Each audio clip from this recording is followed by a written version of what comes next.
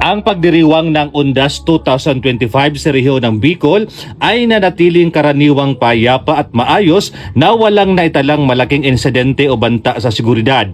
Libo-libong mga Bicolano ang bumisita sa mga sementeryo, memorial park at iba pang mga lugar ng pag-alaala upang magbigay pugay sa kanilang mga yumaong mahal sa buhay habang nagpapatupad ng pinaigting na seguridad ang Pro-5 sa buong rehiyon. Ayon kay Police Brigadier General Nestor C. Babagay Jr., Regional Director ng Pro-5, ang matagumpay na pagdiriwang ng Undas ngayong taon ay patunay ng mahusay na pagpapatupad ng komprehensibong security plan ng pulisya sa rehiyon at ng matatag na pagkikiisa ng publiko.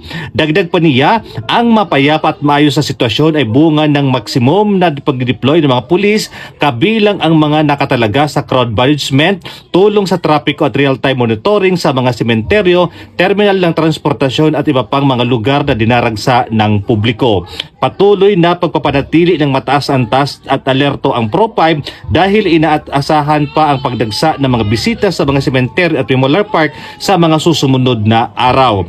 Mananatiling visible ang mga unit ng pulisya at magpapatuloy ang kanilang assistance operations upang matiyak ang kapayapaan, kaligtasan at kaayusan ng publiko sa buong panahon ng Undas. Pinaalalahanan ng Pro-5 ang lahat na manatiling mapagbatyag, sumunod sa mga patakaran sa sementeryo at lokal na mga ordinansa at pagkipagtulungan sa mga otoridad upang matiyak ang ligtas, mataimtim at makabuluhang paggunita ng Undas 2025. Mula dito sa Tabaco City Catholic Cemetery, ako ng Police News Network Correspondent, Police Staff Sergeant Mercury Tupilo Bindito, alagad ng batas, tagataguyod ng balitang pulis.